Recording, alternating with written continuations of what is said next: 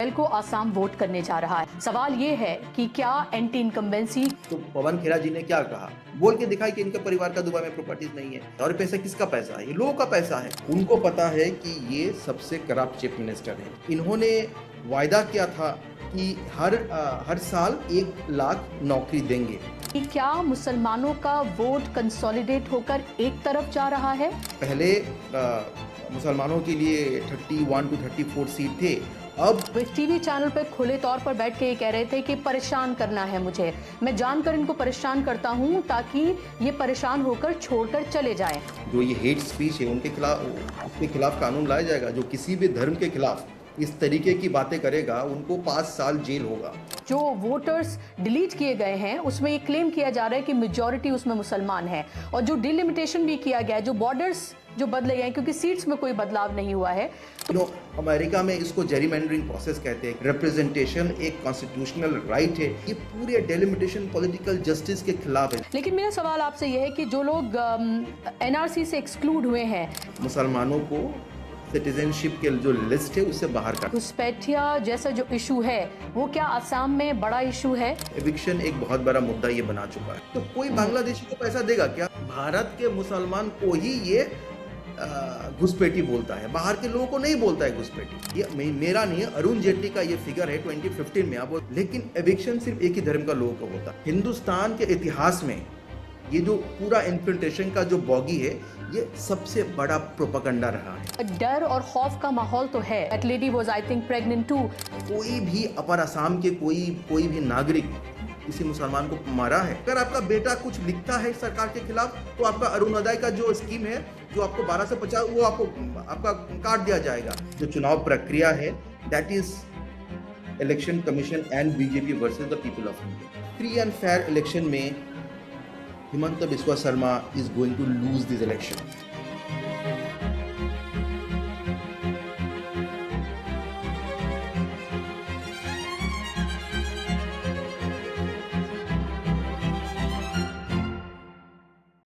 आदाब, Nows network देख रहे हैं आप। मैं हूं आपके साथ बुशरा खानम फहद। 9 तारीख को यानी कि 9 अप्रैल को आसाम वोट करने जा रहा है। कुछ ही घंटों का वक्त बचा है और उसके बाद आसाम अपना फैसला ईवीएम में कैद कर देगा। सवाल ये है कि क्या एंटी इनकम्बेंसी जैसी कोई चीज क्या आसाम में देखने के लिए मिल रही है? क्या आसाम इस बार बदलाव के लिए वोट करने जा रहा है, या एक बार फिर से हेमंत बिस्वा शर्मा सीएम की कुर्सी पर बैठने जा रहे हैं? इस पूरे इलेक्शन कैंपेन के दौरान जो हेमंत बिस्वा शर्मा पर इल्जाम लगे हैं, जो कम्युनल उनका हेट्रेड है, जाहिर सी बात है वो किसी से छिपा नहीं है। मुसलमानों को लेकर जिस तरह की खुले तौर पर वो नफरत भरी बातें करते हैं, जिस तरह से वो जहर उगलते हैं, वो भी किसी से छिपा नहीं है। एसआर जैसी प्रक्रिया हुई है जिसमें 10.5 लाख के करीब जो वोटर्स हैं उनको डिलीट कर दिया गया है। हेमंत बिस्वा शर्मा पर कांग्रेस ने बड़े करप्शन के चार्जेस लगाए हैं, और जब इलेक्शन में कुछ ही दिन बचे हैं उसी दौर में कांग्रेस ने यह भी कहा है कि हेमंत बिस्वा शर्मा की जो पत्नी है, जो उनकी वाइफ है, उनके पास 3 पासपोर्ट्स हैं और 2 उनके पास मुस्लिम कंट्रीज के पासपोर्ट हैं। इस सब को लेकर भी जो पूरी सियासत है वो अपने पूरे शबाब पर है। लेकिन अहम सवाल यहां पर यह बना हुआ है कि इस बार आसाम के दिल में क्या है, आसाम क्या सोच रहा है? या बदलाव सोच रहा है, या फिर एक बार फिर से हेमंत बिस्वा शर्मा को ही चुनने जा रहा है? इसके अलावा भी डिलिमिटेशन से लेकर मियां मुसलमान से लेकर और तमाम ऐसे इश्यूज हैं आसाम को लेकर जिस पर बात करना बहुत जरूरी है। आज इसी पर हम चर्चा करेंगे, इसी पर बात करेंगे। मेरे साथ बेहद खास मेहमान जुड़ गए हैं जिनका इंट्रोडक्शन मैं आपसे कराना चाहूंगी। मेरे साथ अमन वदूद जुड़ गए हैं जो कि ह्यूमन राइट्स लॉयर हैं, प्रैक्टिस कर रहे हैं गुवाहाटी हाई कोर्ट में। इससे पहले वो सुप्रीम कोर्ट में लॉयर रहे हैं, फॉर्मर फुल ब्राइट स्कॉलर रहे हैं। He earn his masters of laws from the university of Texas school of law. और उनका एक नया इंट्रोडक्शन ये भी है कि वो कांग्रेस के स्पोक्स पर्सन भी हैं आसाम में। अमन वदूद साहब, आपका बहुत बहुत इस्तकबाल। Welcome to news network. बहुत शुक्रिया आपका जुड़ने के लिए। और मेरा पहला सवाल आपसे ये अमन, की इस पूरे इलेक्शन को आप किधर जाता हुआ देख रहे हैं? चंद घंटे बचे हैं और उसके बाद जाहिर सी बात है कि आसाम के लोग अपना फैसला सुना देंगे, ईवीएम में वो कैद हो जाएगा। लेकिन आसाम के लोग क्या सोच रहे हैं और आसाम के मुसलमान खास तौर पर इस इलेक्शन को लेकर क्या सोच रहे हैं? देखिए, अगर आप चीफ मिनिस्टर का जो कुछ महीनों में या पिछले एक साल से जो उनका रिएक्शन रहा है, जिस तरीके से वो बर्ताव कर रहा है, उससे आपको एक आइडिया मिलता है कि असम में क्या माहौल है। जिस तरीके से वो एक कम्युनिटी को टारगेट करता है, और वो you know it's very difficult to explain in language. You know I don't have you know any language in a civilised vocabulary to explain कि वो किस तरीके से बात करते हैं और किस तरीके के उनका भाषा है। तो ये जो बौखलाहट है, ये जो डर है, ये इसीलिए है कि उनको डर है कि वो पावर खो देंगे, वो सियासत, ये जो इलेक्शन आ रहे हैं उसमें वो हार जाएंगे, और इसलिए सिर्फ धर्म के आधार पे वो ये चुनाव लड़ना चाहता है।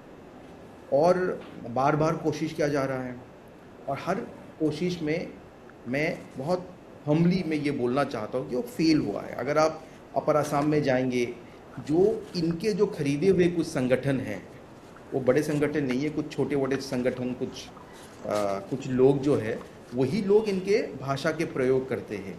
जो आम जनता जो है, जो आम जनता इस तरीके की चीज़ों के साथ रिलेट नहीं करता। ऑफ कोर्स एक बीजेपी का एक वोट बैंक है, एक राइट विंग पॉपुलेशन हर जगह पे है, वो रिलेट कर पाएंगे, बट जो मेजॉरिटी असमीज लोग हैं, अपर असम कहिए, मिडिल असम कहिए, लोअर असम कहिए, या पूरे असम में, वो ये यहाँ का जो है, यहाँ का ट्रेडिशन नहीं है। हिमंत बिस्वा का जो भाषा है, जो हेट मॉन्गरिंग है, जिस तरीके से वो लोगों को अब्यूज़ करता है, उनके जो डिग्निटी है उसको हार्ट करता है, वो यहाँ का ट्रेडिशन नहीं है, और यहाँ पे वो रिलेट नहीं कर पा रहे लोग।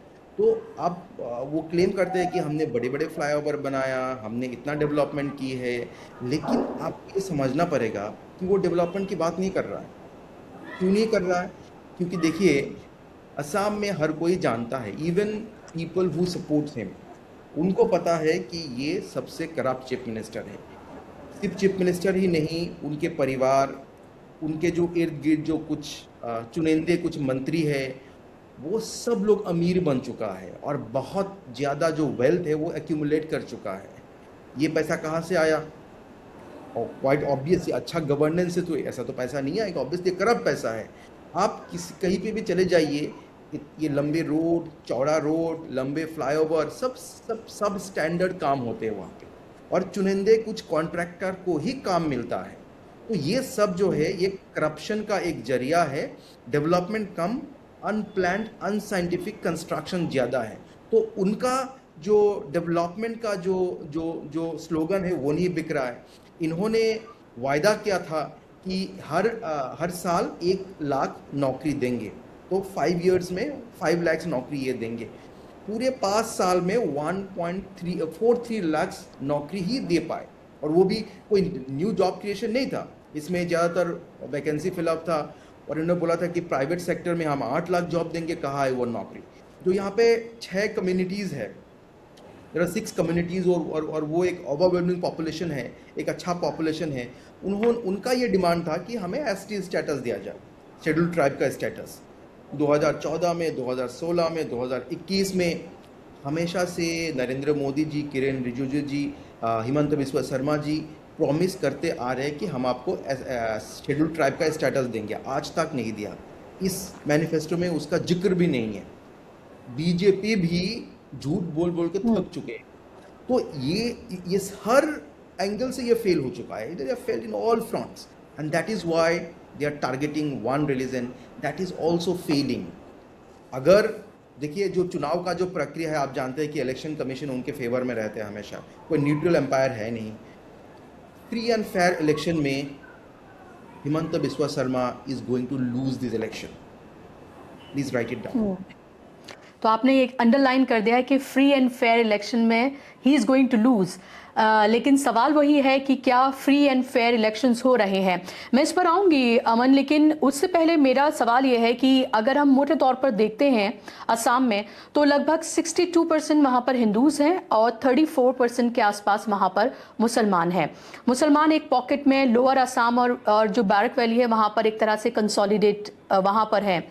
मेरा ये सवाल है आपसे कि क्या मुसलमानों का वोट कंसोलिडेट होकर एक तरफ जा रहा है, या फिर आपको लग रहा है क्योंकि एआईयूडीएफ से आपका कांग्रेस का इस बार अलायंस नहीं हुआ है बल्कि एआईएमएम ने उनको सपोर्ट किया है, और क्या आपको लग रहा है उसकी वजह से पिछले बार से अब में जो कंडीशन है, जो सिचुएशन है कांग्रेस की, वो पूरी तरीके से बदली हुई है, और उधर जो एक हिंदू वोट बैंक है वो क्या आपको लग रहा है कंसोलिडेट होकर एक तरफ जा रहा है? एक कांग्रेस स्पोक्स पर्सन के अलावा एक अदरवाइज एक ह्यूमन राइट एक्टिविस्ट या फिर एक लॉयर के तौर पर, एक असम के सिटीजन के तौर पर अगर आप मुझे बता सकें। फर्स्ट ऑफ ऑल ये पोलराइज इलेक्शन नहीं है कि एक धर्म के लोग एक साइड में वोट करेगा, अलग धर्म के लोग अलग साइड में वोट करेगा, अलग पार्टी के लिए वोट करेगा। तो ये पोलराइज्ड इलेक्शन नहीं है। जैसे मैंने आपको कहा है कि अगर आप अपर असम जाएंगे, अगर अब मिडिल असम कहीं पे भी आप देखेंगे तो ओवरवेलमिंग सपोर्ट कांग्रेस को मिल रहा है। बहुत लोग ये बोलने की कोशिश करता है कि देखो कांग्रेस के मीटिंग में जो मुसलमान माइनॉरिटी डोमिनेटेड बेल्ट में उसमें बहुत ज़्यादा लोग हो रहे हैं। ऑफ कोर्स हो रहा है। सिमिलरली आज जितने भी मीटिंग हुए, आप बिहुपुरिया में मीटिंग है, लखीमपुर में मीटिंग है, आपका रोहा में मीटिंग है, यहाँ पे ज़्यादातर हिंदू लोग हैं, और वहाँ पे आप टर्नआउट देख लीजिए, मैसिव टर्नआउट है, इसमें कोई डाउट नहीं है। हाँ, एक चीज़ ये है कि जो मुसलमान कॉन्स्टिट्यूंसी जहाँ पे मुसलमान लोग ज़्यादा है वहाँ पे पॉपुलेशन ज़्यादा है, क्योंकि पहले मुसलमानों के लिए 31 to 34 सीट थे। अब जैसे मैंने कहा कि ज़्यादातर मुसलमान को एक सीट में ढकेल के वो सीट कम करके 21 या 22 कर दिया है। तो ऑफकोर्स ये कॉन्स्टिट्यूंसी में लोग ज़्यादा है, मीटिंग होगा तो लोग भी ज़्यादा दिखेगा। बट ये पोलराइज इलेक्शन नहीं है। कांग्रेस को हर जगह पे सपोर्ट मिल रहा है। और आपने एमआईएम की बात की है तो मैं बहुत ही रिस्पेक्टफुली ओवैसी साहब के बारे में बोलना चाहूँगा। देखिए, उन्होंने आके बोला है कि जो बार बार सुप्रीम कोर्ट जाता है कौम के लिए, कौम के मुसलमानों के अधिकारों के लिए उनको वोट मिलना चाहिए। जो हिमांता के खिलाफ खड़े हो उनको वोट मिलना चाहिए। अब देखिए, हिमांता के खिलाफ कौन खड़ा होता है? ऑफ कोर्स कांग्रेस खड़ा होता है। एआईयूडीएफ के ज़्यादातर लोग तो मिले हुए, अजमल साहब का भी उनके साथ एकदम डायरेक्ट रिलेशन है। तो ये जो बातें हैं ये ज़्यादा लोग इसे रिलेट नहीं करता है। ओवैसी साहब का एक स्टार पावर है, बट वो जो बातें कह रहे हैं उससे तो कांग्रेस कैंडिडेट को सपोर्ट मिल रहा है। जैसे हमारा एक कैंडिडेट है सेंगा कॉन्स्टिट्यूंसी में, अब्दुल रहीम अहमद, तो वो भाई साहब एनआरसी केस में वो लीड किए थे जब वो आमसू के प्रेसिडेंट हुआ करते थे। गांव पंचायत सेक्रेटरी सर्टिफिकेट में भाई साहब ने लीड किया था। 6A का जो केस था उन्होंने भाई साहब में लीड किया था।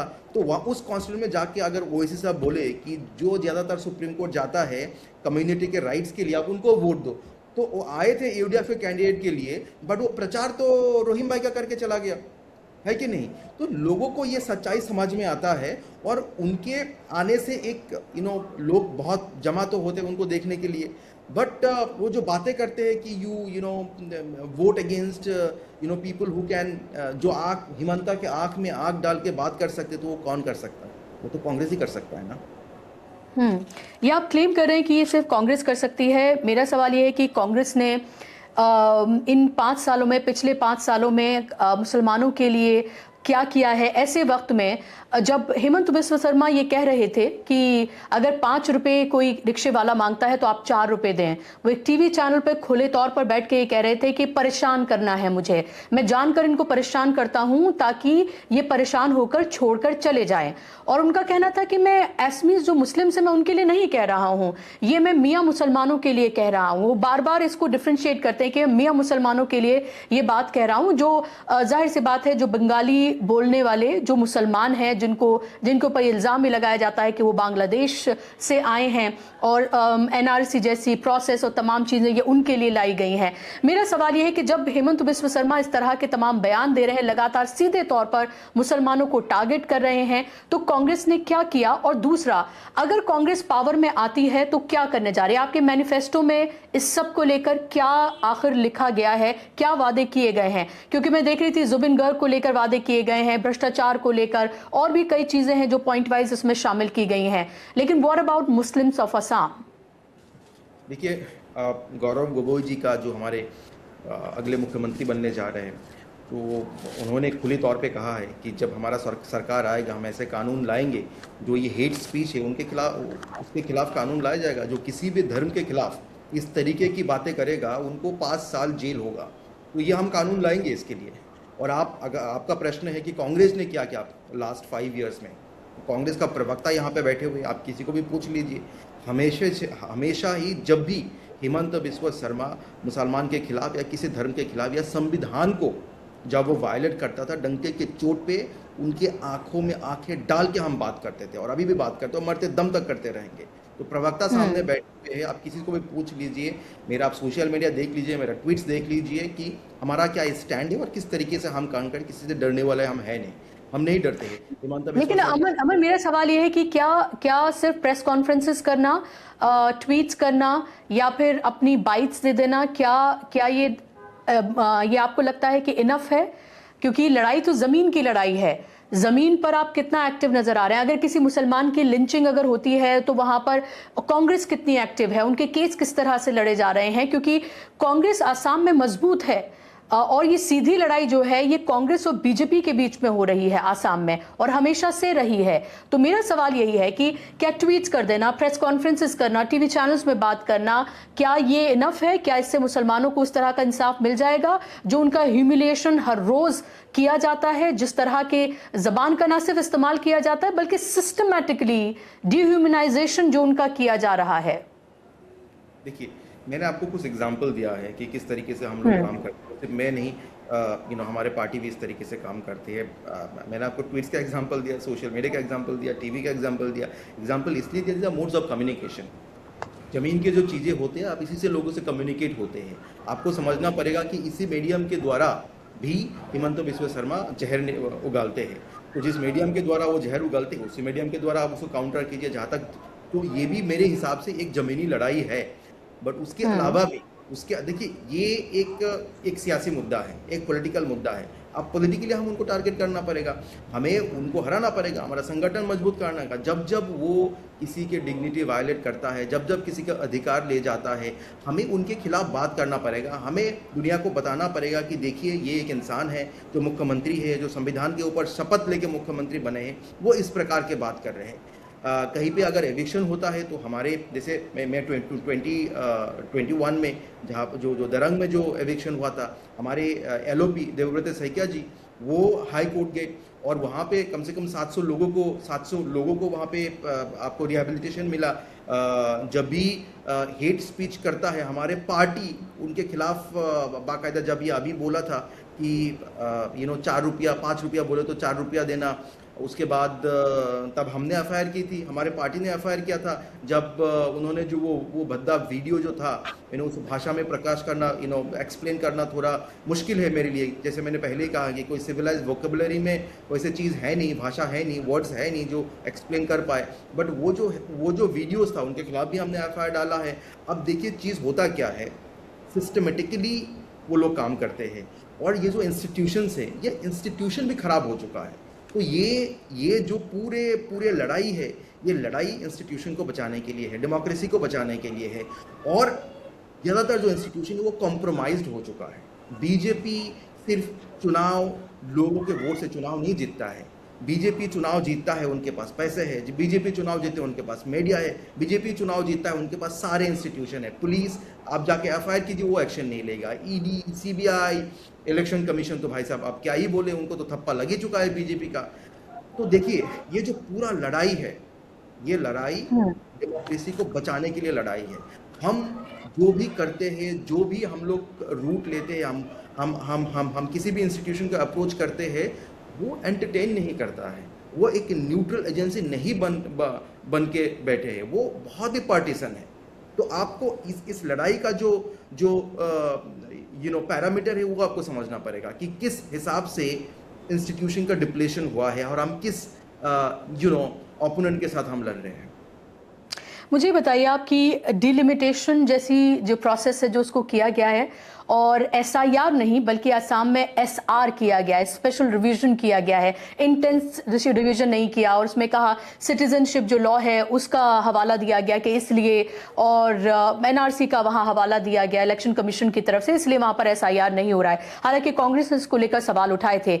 इससे इस इलेक्शन का, ये पूरा इलेक्शन आपको कितना बदला हुआ नजर आ रहा है आफ्टर डिलिमिटेशन और SR की जो पूरा प्रोसेस जो है उसके बाद? क्योंकि 10.5 लाख जो वोटर्स डिलीट किए गए हैं उसमें ये क्लेम किया जा रहा है कि मेजॉरिटी उसमें मुसलमान है, और जो डिलिमिटेशन भी किया गया है, जो बॉर्डर्स जो बदले गए हैं, क्योंकि सीट्स में कोई बदलाव नहीं हुआ है, तो जो एक तरह से बॉर्डर्स जो बदले हैं जो इन तमाम असेंबली हल्के हैं उसमें, तो उसमें भी ये कहा जा रहा है कि जाहिर सी बात है ये भी कहीं ना कहीं जो मुस्लिम मेजॉरिटी सीट्स हैं उनको टारगेट करने के लिए किया जा रहा है।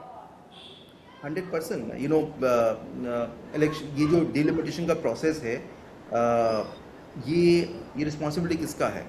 एक कॉन्स्टिट्यूशनल बॉडी है, इलेक्शन कमीशन ऑफ इंडिया, उनको करना चाहिए था।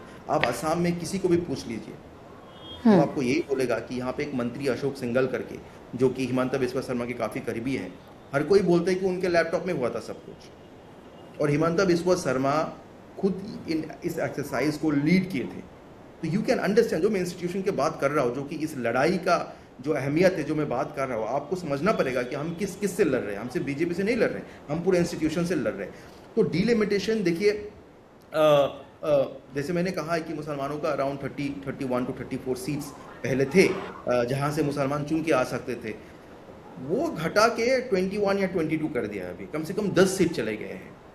अमेरिका में इसको जेरीमेंडरिंग प्रोसेस कहते हैं कि you staff people from one religion to one constituency and staff people from another religion to another constituency. ये the idea is basically of the Muslim League कि एक धर्म के लोग एक धर्म के उसको ही वोट करेंगे।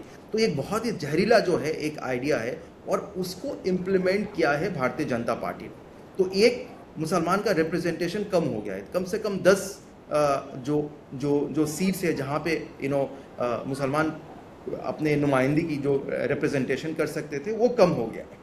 अब दूसरे सवाल की इससे इफेक्ट क्या होगा, मैंने आपको पहले ही बताया। देखिए, असम के लोग थक चुके हैं, वो एकदम होदिया से लेकर धुबरी तक पूरे लेंथ एंड ब्रेथ लोग थक चुके हैं। तो जहाँ पे भी हो लोग बीजेपी के खिलाफ वोट करेगा।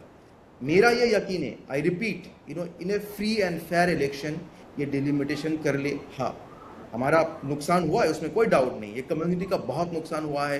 रिप्रेजेंटेशन एक कॉन्स्टिट्यूशनल राइट है, प्रोपोर्शनल रिप्रेजेंटेशन होना चाहिए था। अगर आप पॉलिटिकल जस्टिस को एक्सप्लेन करें तो ये पूरे डिलिमिटेशन पॉलिटिकल जस्टिस के खिलाफ है। जो कॉन्स्टिट्यूशनल आइडिया है, जो प्रीएम्बल में लिखा हुआ है, उसका वायलेशन हुआ है, absolutely no doubt about it. But मेरा ये यकीन है, अगर फ्री एंड फेयर इलेक्शन हो तो चुनावी जो नतीजा होगा उससे ज़्यादा फर्क नहीं पड़ेगा।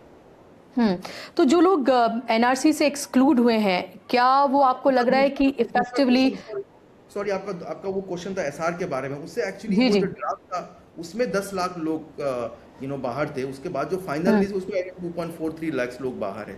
तो मुझे लगता है सो यू सेइंग कि अभी जो फाइनल ड्राफ्ट आया है उसमें सिर्फ 2.34 लाख लोग ही बाहर हैं। जो उससे पहले ड्राफ्ट था उसमें 10.5 लाख लोग थे, करीब 10.5 लाख लोग थे। उसके बाद जो फाइनल आया है उसमें 2.43 लाख। सो मुझे लगता है कि इससे ज्यादा कुछ चुनावी नतीजे में कुछ कॉन्स्टिट्यूएंसीज है जहाँ पे, जैसे अपर असम के कुछ कॉन्स्टिट्यूएंसीज है जहाँ पे मुसलमान पॉपुलेशन है, तो उसमें उन्होंने रिड्यूस करने का काम किया है, उसमें वोटर डिलीशन।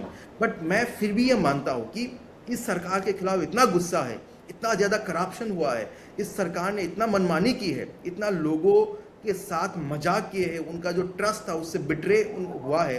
तो मुझे लगता है कि इन्होंने हर कोशिश की है, they have left no stone unturned, but फिर भी free and fair election BJP is going to lose. Okay, मैं इस पर आऊंगी और मैं उस पर भी आऊंगी कि पोलस्टर्स का क्या कहना है कांग्रेस को लेकर, इस इलेक्शन को लेकर, चाहे आप उस पर यकीन करें या ना करें। जाहिर सी बात है, जब फाइनल हमारे पास रिजल्ट होगा उस पर हम फिर बात करेंगे। लेकिन मेरा सवाल आपसे यह है कि जो लोग NRC से एक्सक्लूड हुए हैं, क्या आपको लग रहा है कि वो इफेक्टिवली जो पूरा ये इलेक्टोरल प्रोसेस है उससे भी पूरी तरीके से बाहर हो गए हैं? क्या वो सिर्फ जो NRC से 19 लाख जो बाहर थे, ये 31 अगस्त में ये NRC का फाइनल लिस्ट आया था और ये फाइनल NRC था। अब पहले बीजेपी बोल रही थी कि एनआरसी लाओ, एनआरसी लाओ, घुसपैठियों को भगाओ। हम्म। ये पूरा प्रोसेस सर्बानंद सोनोवाल गवर्नमेंट ने एग्जीक्यूट किया, सुप्रीम कोर्ट ने मॉनिटर किया, और बहुत ही स्ट्रिंजेंट एक प्रोसेस था। उसमें 19 लाख लोग बाहर थे, और उसमें मुसलमान का जो जो जो जो नंबर थे उसमें कम थे। अब इनका ये मानना था कि बहुत 50, 60, 70 लाख लोग बाहर होंगे। जब इनका एक्सपेक्टेशन मीट नहीं हुआ, अब बोलते we are not happy with the NRC. अब भैया तुमको खुश करेंगे लिए क्या करें फिर, बाहर चला जाए एनआरसी से, तो होगा नहीं। अगर तो ये फिर बोलने लगे कि हमें रीवेरिफिकेशन चाहिए और एक एनआरसी चाहिए। तो बेसिकली ये जिसको ये चाहता नहीं है, मुसलमानों को सिटीजनशिप के जो लिस्ट है उससे बाहर करना चाहता है। ये उनका प्लान रहा है हमेशा, बीजेपी का, और इनके आइडियोलॉजी में जो यकीन करता है। अब रहा सवाल कि इससे क्या इफेक्ट पड़ पड़ेगा। इससे कोई इफेक्ट नहीं पड़ेगा, इसलिए नहीं पड़ेगा क्योंकि देखिए, ये सुप्रीम कोर्ट का ऑर्डर है कि कोई कोएर्सिव एक्शन नहीं होना चाहिए। जो एनआरसी से जो बाहर है उनका वोटिंग राइट्स नहीं जाएगा, वो नॉन सिटीजन नहीं बन गए हैं, वो सिर्फ उनको एक मौका मिलेगा अपील करने के लिए फॉरेनर्स ट्राइब्यूनल में। उसके लिए उसको एक रिजेक्शन स्लिप चाहिए कि आपको एनआरसी से क्यों बाहर निकाला। क्योंकि बीजेपी इस एनआरसी को एक्सेप्ट नहीं करता है, उन्होंने स्लिप नहीं दिया।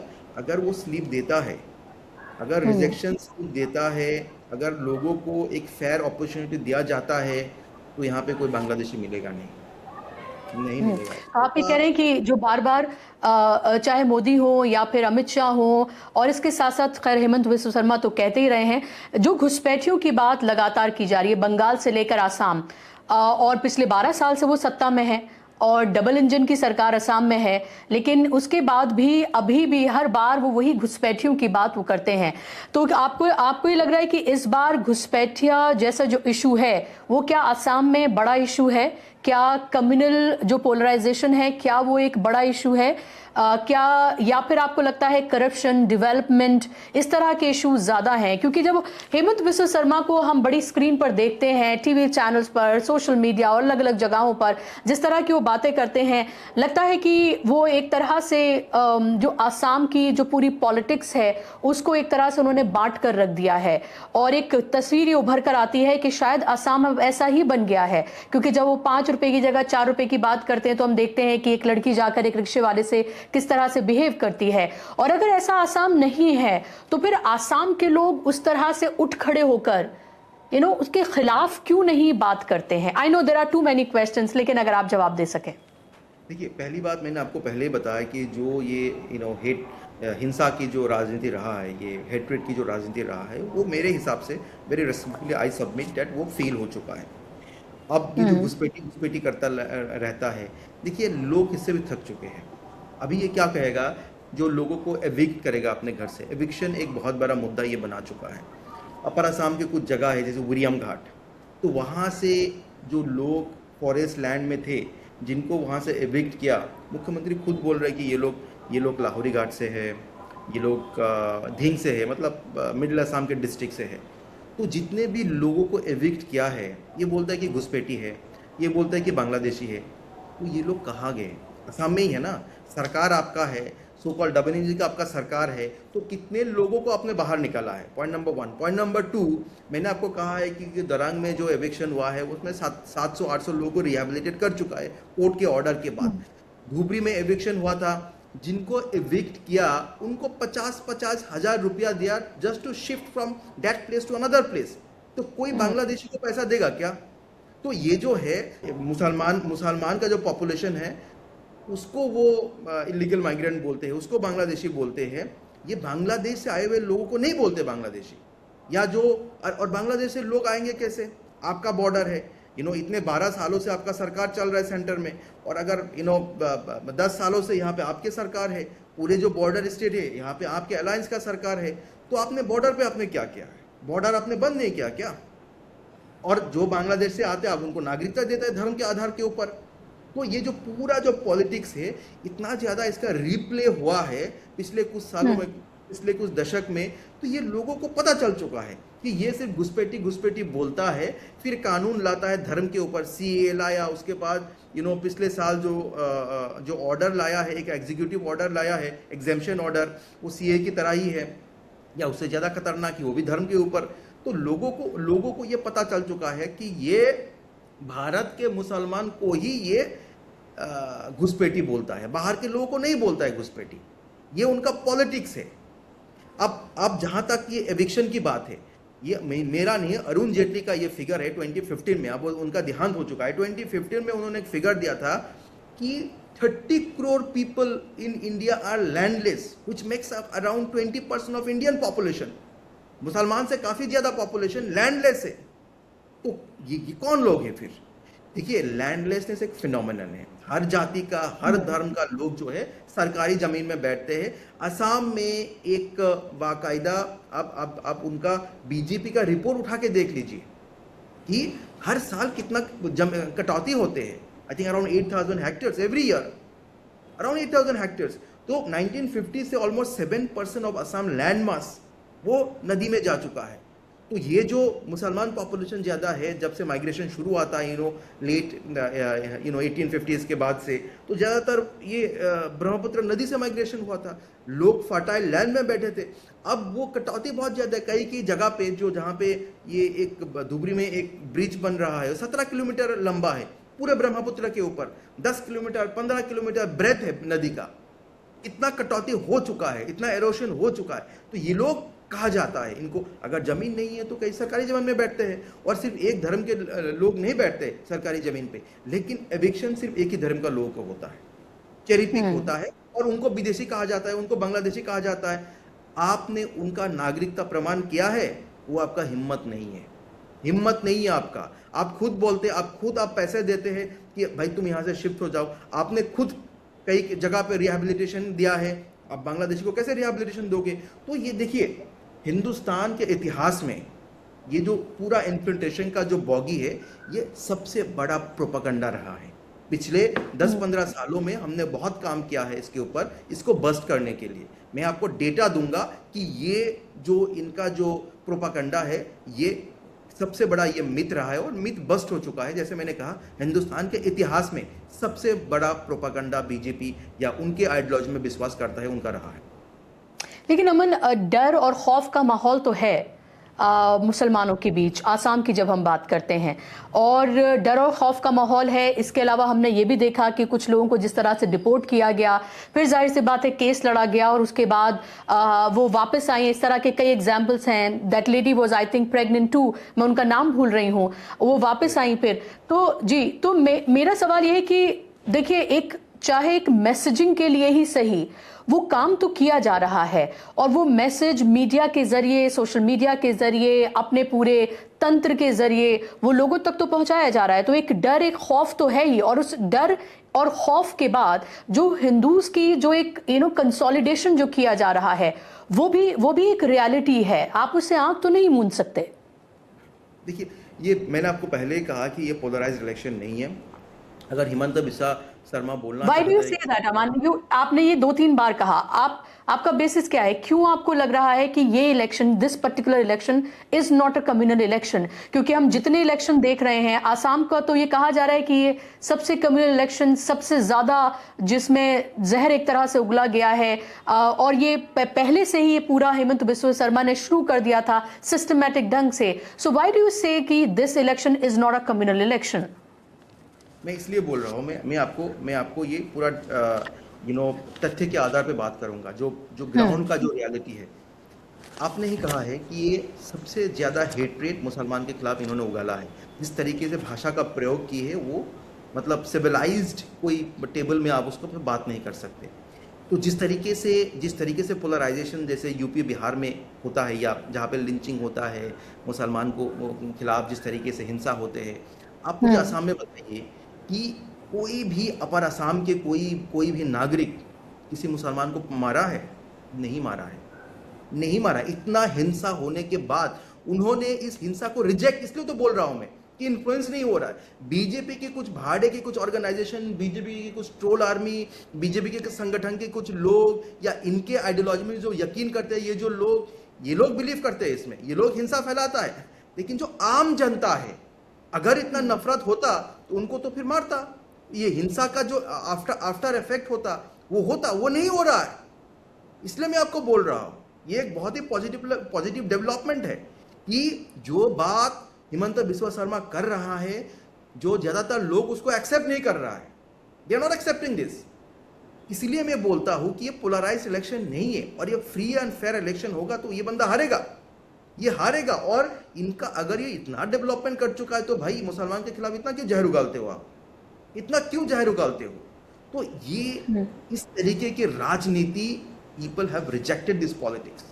और मैं इसलिए बार बार बोल रहा हूं कि हिंसा इनको ज्यादा फायदा नहीं कर रहा है, और इस नहीं कर रहा है इसलिए बार बार ये बढ़ाता जा रहा है। अगर स्टेट पोलराइज होता तो इलेक्शन तक इतना हिंसा क्यों फैलाता, ये लास्ट मोमेंट तक इतना हिंसा क्यों फैलाता? Because it's not working. Congress को या हमारे जो अलायंस है, जातीय परिषद है, राइजोर दल है, जिस तरीके से लोग उनको प्यार दे रहा है, हमारे मीटिंग में जो लोग आ रहा है, अभी हमारा एक समय परिवर्तन का यात्रा था, मैं खुद गया था मार्गेरिटा तक, 5 दिन तक मैं यात्रा में रहा, मैं खुद देख चुका हूँ जितने भी कॉन्स्टिट्यूएंसीज है, आप जाके देखिए किस तरीके से लोग उभर के आ रहे हैं हमारी यात्रा में। वहां पे तो इतना मुसलमान पॉपुलेशन नहीं है। ये लोग कौन है? ये लोग तो असमीज हिंदूज है। ये लोग इतना क्यों सपोर्ट कांग्रेस को दे रहा है? जो हमारा जो आइडियोलॉजी है उसको क्यों इतना प्यार दे रहा है? घर से लोग क्यों बाहर आ रहा है? देखिए यहाँ पे एक स्कीम अरुणोदय करके, जो महिलाओं को 1250 रुपए दिया जाता है। पता है कैसे दिया जाता है? आपको बीजेपी के मीटिंग में जाना पड़ेगा। अगर आपका बेटा कुछ लिखता है सरकार के खिलाफ तो आपका अरुणोदय का जो स्कीम है, जो आपको 12 से 50, वो आपका काट दिया जाएगा। देखिए, बीजेपी किसी को डिग्निटी से ट्रीट नहीं करता है। जब तक आप इनका चर्चा करो, इनको प्रेस करो, इनको वोट करो, इनके मीटिंग में जाओ, तभी आप अच्छे लोग हैं। अगर आप फ्री विल से बात करें, अगर आप सच बोले, तब आप इनके लिए अच्छे लोग नहीं है, चाहे आप हिंदू हो या मुसलमान हो। तो ये साल के बाद इन द लास्ट 10-12 ईयर्स लोगों को समझ आ चुका है। ये मैं इसीलिए बोल रहा हूं कि इनका जो पॉलिटिक्स है, इनका पॉलिटिक्स डिग्निफाइड पॉलिटिक्स नहीं है। हर किसी का मर्यादा ये वायलेट करता है, हर किसी का। मुसलमान को टारगेट ज्यादा करता है, लेकिन ऐसा नहीं है कि किसी कम्युनिटी के लिए इनका बहुत प्रेम। इनको सिर्फ वोट चाहिए, इनको सिर्फ पावर में रहना चाहिए, इनको सिर्फ पैसा कमाना है, बस। Okay, fair enough. और सवाल ये भी है कि देखिए, अल्टीमेटली मैटर ये करता है। मेरे कुछ लास्ट सवाल है। आई नो इलेक्शन चल रहा है और आप बिजी हैं और आपने वक्त निकाला है अमन, लेकिन मेरे कुछ सवाल हैं बस लास्ट आपसे, कि जब हम बात करते हैं कि जाहिर सी बात है इलेक्शन में हार या जीत ही तमाम चीज़ों का फैसला करेगी। आप इलेक्शन में आप मुद्दे उठा रहे हैं, आप बहुत ऑर्गेनाइज तरीके से आप काम कर रहे हैं। हमने देखा राहुल गांधी ने वहाँ पर यात्रा भी निकाली थी, तब भी हमने देखा था कि किस तरह का हमने वहाँ पर एक तरह से देखा था कि हिंसा तकरीबन होते होते वहाँ पर बची थी। गौरव गोगोई भी वहाँ पर मेहनत कर रहे हैं, वो भी हम देख रहे हैं कि यंग चेहरा है, कि यंग लीडर हैं, बहुत बेबाकी से अपनी बातों को उठाते हैं। सवाल ये है कि AIUDF के साथ इस बार आपका अलायंस जो नहीं हुआ है, तो पहला सवाल कि क्यों नहीं हुआ है? क्या उनकी तरफ से किसी तरह के कोई रिजर्वेशंस थे, या फिर क्योंकि वो एक मुस्लिम पार्टी है, एक दाढ़ी टोपी वाले हैं, और क्या बीजेपी को आपको टारगेट करने का ज़्यादा इससे मौका मिल जाता? और दूसरा इसी से जुड़ा सवाल मेरा ये कि क्या उनके अलग लड़ने से और वैसे के उनके साथ आने से क्या मुस्लिम वोट में एक डिवाइड होता आप देख रहे हैं, जो ऑलरेडी SR और इसके अलावा जो डेमोग्राफी जिस तरह से बदली गई है उसका पहले ही असर वहां देखने के लिए मिल रहा है? देखिए, AIUDF के साथ हमारा अलायंस इसलिए नहीं हुआ है कि लास्ट टाइम हमने अलायंस किया था उनके साथ 2021 का जो चुनाव है वो उनके साथ लड़े हैं। उसके बाद इनके जो कुछ MLAs हैं, उन्होंने राज्यसभा में उनको वोट किया, बीजेपी को वोट किया, एनडीए के कैंडिडेट को वोट किया, प्रेसिडेंशियल इलेक्शन में उनको वोट किया। तो लास्ट 2021 इलेक्शन में हम इनके साथ अलायंस में थे। लेकिन इसके बाद आप देखिए, इनका सिराजुद्दीन अजमल, जो बदरुद्दीन अजमल साहब का जो भाई है, इन्होंने बोला कि हिमंता बिस्वा शर्मा भारत का सबसे सर्वश्रेष्ठ मुख्यमंत्री है। सेम चीज अजमल साहब ने भी बोला है। तो इट इज वेरी, देखिए अजमल साहब एक बिजनेस फैमिली से आते हैं। UAE में उनका परफ्यूम का बिजनेस है, अल्लाह उनको तरक्की करे, अच्छी बात है, वो अच्छे बिजनेसमैन में अच्छी बात है, लेकिन वो राजनेता नहीं है। वो अपने बिजनेस को आगे बढ़ाना चाहता है। यही उनका मानसा है। आप जो जो भी बोले, वो मौलाना साहब है, लेकिन आप मुझे बताइए कि 2006 से वो राजनीति कर रहा है, क्या क्या मैंने उसका इम्पैक्ट क्या रहा है? वो जब ये एविक्शन होता है, जब मुसलमान का राइट्स वायलेट होता है, तो वो बात करता है क्या? वो नहीं करता है बात। ये हर किसी को पता है कि हिमंता बिस्वा शर्मा और अजमल साहब का बहुत अच्छा रिलेशन है। तो जब एक एक पॉलिटिकल पार्टी जिसका इतना अच्छा रिलेशन बीजेपी के साथ हो, उनके साथ अलायंस कैसे हो सकते हैं बताइए मुझे? हाँ, कहीं की जगह पे कैंडिडेट सेंट्रिक कुछ वोट यहाँ हुआ होगा, मैं आपको जेन्युइनली बताता हूँ कि कहीं पे कैंडिडेट सिलेक्शन के ऊपर। बट मैं कांग्रेस का सभा आप देख लीजिए, आज सेंगा में एक रैली हुआ, कन्हैया कुमार जी वहां पे थे, आई थिंक 30,000 से ज्यादा लोग थे। वहां पे आप धुबरी में मनकाचार में आप देखिए, जब गौरव गोगोई जी गए थे, और जो हर जगह पे जो मोंदिया में गए थे गौरव गोगोई जी, उनका अब आप रैली देख लीजिए, कितने लोग उभर के आ रहे हैं। तो इट इज क्वाइट एपरेंट कि ज्यादातर लोग कांग्रेस को सपोर्ट करता है। एक पॉलिटिकल पार्टी है, उनका कैंडिडेट है, उनको ऑब्वियसली कुछ वोट मिलेगा। कोई भी आदमी इंडिपेंडेंट खड़ा है भैया, उसको वोट मिलता है कि नहीं? एक जगह पे एक अच्छा, अगर कोई तो अच्छा मुस्लिम वोट इंडिपेंडेंट, बटने का आपको डर नहीं है? मुस्लिम वोट बटने का आपको डर नहीं है? देखिए वोट है, वोट हर किसी को मिलेगा, लेकिन ये एन ब्लॉक कोई किसी को वोट नहीं करता है। मैं ये नहीं बोल रहा हूं कि हमें हर कोई एन ब्लॉक वोट करेगा, एक धर्म के लोग किसी को एन ब्लॉक वोट करता है। वो तो आप उत्तर भारत के हैं, आपको पता ही है कि मुसलमान एन ब्लॉक वोट नहीं करता है।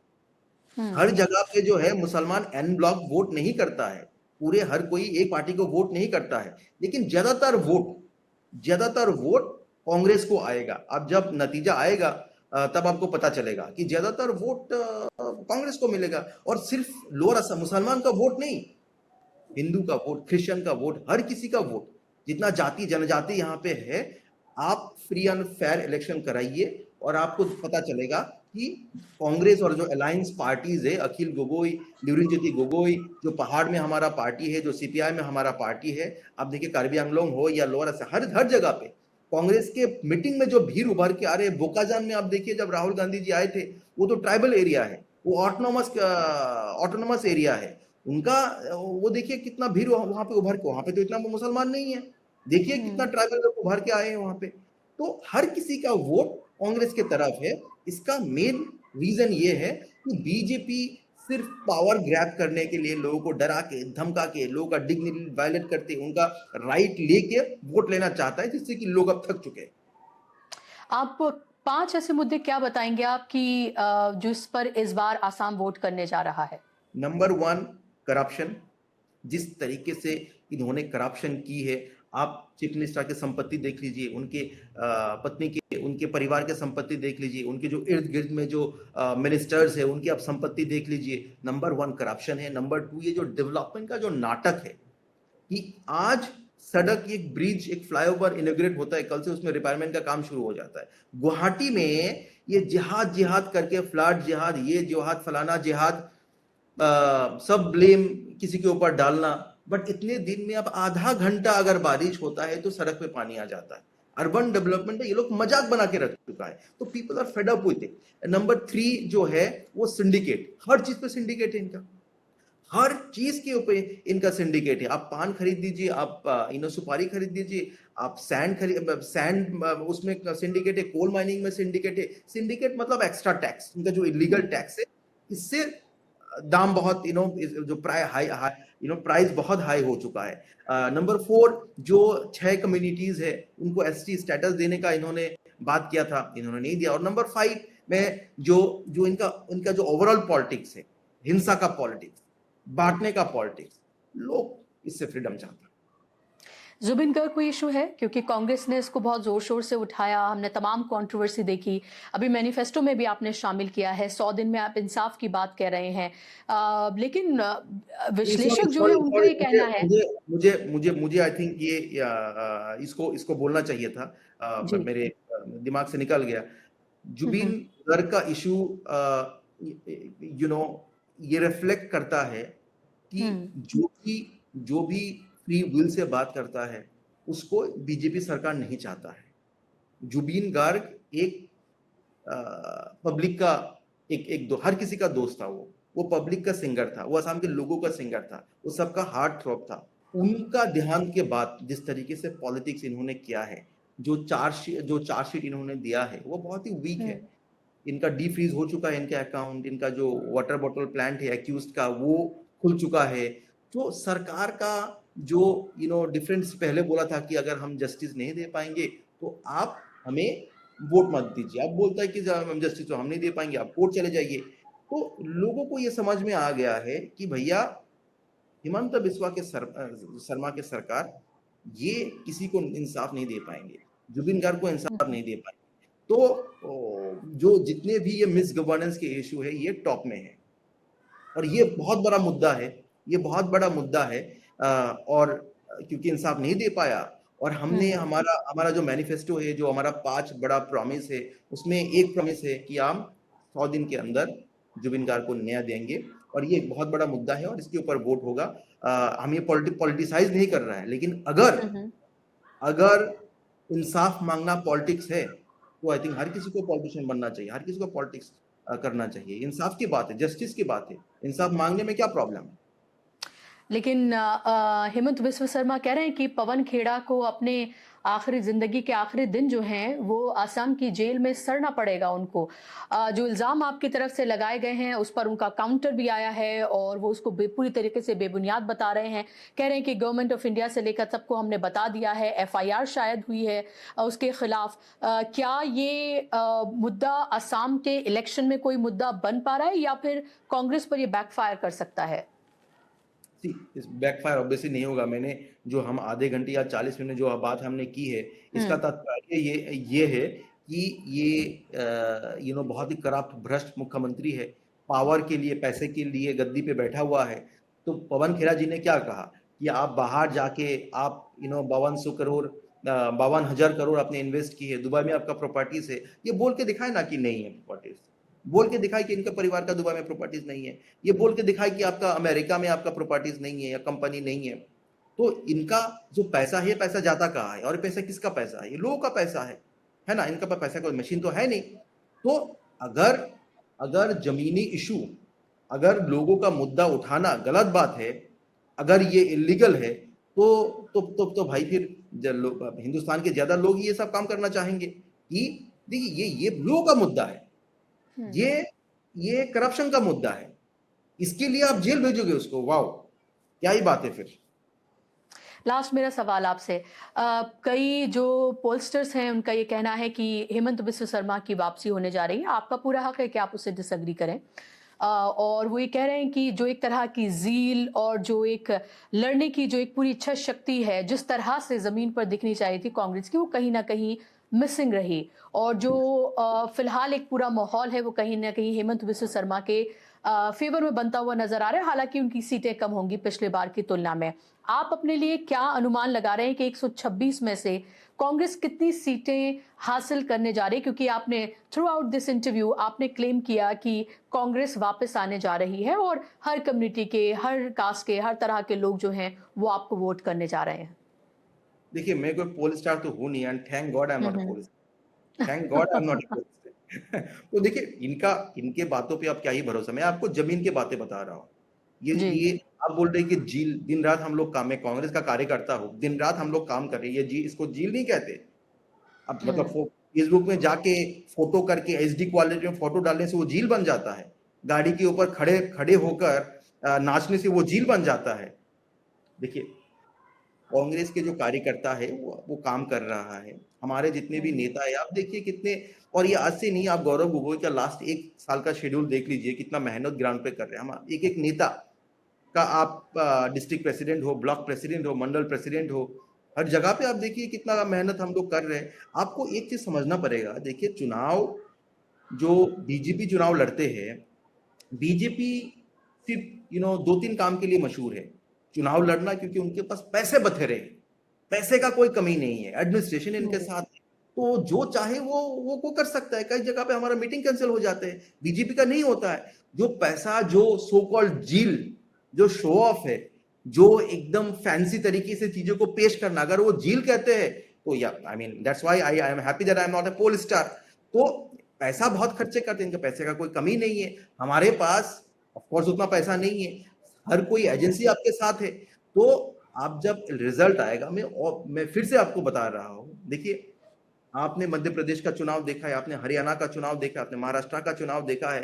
राहुल जी ने प्रेस कॉन्फ्रेंस करके एविडेंस के साथ प्रूफ किया है किस तरीके से वोट चोरी होता है। फ्री एंड फेयर इलेक्शन, मैं रिपीट कर रहा हूं मैं, और ये बहुत रिस्पॉन्सिबली मैं आपको बताता हूं, विद ऑल कमिटमेंट। आप फ्री एंड फेयर इलेक्शन आप कराइए हमारे लिमिटेड रिसोर्स से। ये जो जो जहां पे कोई लेवल प्लेइंग फील्ड नहीं है, वहां पे हम आपको चुनाव जीत के दिखाएंगे। अमन, क्योंकि आपने लास्ट में एक बात ऐड कर दी, इसलिए मेरा काउंटर क्वेश्चन आ रहा है। मैंने हरियाणा इलेक्शन जमीन से कवर किया, लगभग 1 महीने में वहां पर रही। मैंने महाराष्ट्र इलेक्शन कवर किया जमीन से, मैं वहां पर भी मैंने तमाम चीजों को देखा। लगभग अभी पिछले जो इलेक्शन असेंबली इलेक्शंस हुए हैं, from Lok Sabha election to all the assembly elections, मैंने सब जाकर जमीन से मैंने कवर किए हैं। और मैं कुछ जगहों की तो मैं खुद गवाही दे सकती हूँ कि हरियाणा या महाराष्ट्र, इन तमाम जगहों पर क्लियरली लग रहा था कि कांग्रेस सीधे तौर पर यहाँ पर सत्ता में वापसी अपनी करने जा रही है और फिर से सरकार बनाने जा रही है। लेकिन हमने रिजल्ट देखा, रिजल्ट बिल्कुल उसके उसके बरक्स था। आपके हम सीधे तौर पर ये कहा गया कि लेवल प्लेइंग फील्ड जो है वो नहीं है। जाहिर सी बात है, ईडी, सीबीआई, आईटी का इस्तेमाल, दुरुपयोग, और इसके साथ साथ इलेक्शन कमीशन, जिसको कांग्रेस कहती है कि अब बीजेपी की बी पार्टी बनकर काम कर रहा है। एसआईआर जैसी प्रक्रिया दूसरी जगहों पर हुई है, यहाँ पर एसआर हुआ है, यहाँ पर डिलिमिटेशन हुआ है। यहाँ पर जाहिर सी बात है कि पुलिस प्रशासन, तमाम चीजों से आपको लड़ना पड़ रहा है। और उस सब के बाद भी अगर रिजल्ट हरियाणा, महाराष्ट्र इस जैसा आता है, तो फिर आपके लिए ये जो पूरी पॉलिटिकल ये जंग है, ये और कितनी ज्यादा आप लोगों के लिए मुश्किल होने जा रही है, क्योंकि ये फिर से एक ऐसा स्टेट है आसाम जहां सीधी लड़ाई आपकी और बीजेपी की है। देखिए, जो बात आपने कही है, मतलब जमीनी तौर पे तो यही बात है कि हर इंस्टीट्यूशन इनके पास है। हम जितनी भी कोशिश ना कर ले, ये लोग जिस तरीके से इनका जो इंस्टीट्यूशन के ऊपर जो कैप्चर है, जो इंडिपेंडेंट एजेंसी होना चाहिए था, वो इंडिपेंडेंट एजेंसी है नहीं। हम क्या कर सकते हैं? हम लड़ सकते हैं, पूरे कमिटमेंट के साथ हम लड़ सकते हैं। चुनाव हम लोग लड़ रहे हैं, with all commitment, with all responsibility हम लोग लड़ रहे हैं। और ना हमारे पास मीडिया है, ना इनके जैसे इतना पैसे है, लिमिटेड रिसोर्स से पूरे ऑनेस्टी के साथ हम लोग चुनाव लड़ रहे हैं। ये भारत के जनता को ये अब पता लग चुका है कि किस तरीके से चुनाव होता है। तो ये जो चुनाव आजकल होता है, ये लोगों में चुनाव होना चाहिए था। अब चुनाव लोगों में नहीं होता है। द इलेक्शन, जो चुनाव प्रक्रिया है, that is election commission and BJP versus the people of India. Very sadly ज्यादातर जगह पे लोग जो वी द पीपल है, उनको हराया जा रहा है। लेकिन देश का जनता है, उससे ऊपर कोई नहीं है। ये जितने भी कोशिश ना कर ले, बीजेपी और इलेक्शन कमीशन हारेगा। चलिए, आप एक पार्टी के कार्यकर्ता हैं, स्पोक्स पर्सन है, जाहिर सी बात है अगर आपको ये यकीन नहीं होगा, तो ये कन्विक्शन नहीं होगा, तो फिर कैसे आप उस पार्टी में हैं? तो आपका कन्विक्शन है, लेकिन अब ये रिजल्ट बताएगा कि आपके दावों में, आपके वादों में कितना दम है। क्या एक बार फिर से हरियाणा, महाराष्ट्र, इन तमाम जगहों पर हम मुद्दा देखेंगे, या फिर जैसा आप कह रहे हैं कि लोग अगर उठ खड़े होंगे तो लोगों से बड़ा कुछ नहीं है, या फिर हम उनकी जीत होता देखेंगे? बहुत बहुत शुक्रिया अमन साहब, आपका कार्यक्रम का हिस्सा बनने के लिए, नाउस के साथ जुड़ने के लिए, अपना वक्त देने के लिए बहुत बहुत शुक्रिया। Thank you for having me. Thank you so much. तमाम हम जो हमारी ऑडियंस है जिन्होंने इस कार्यक्रम को जो देखा, उसके लिए भी बहुत बहुत शुक्रिया।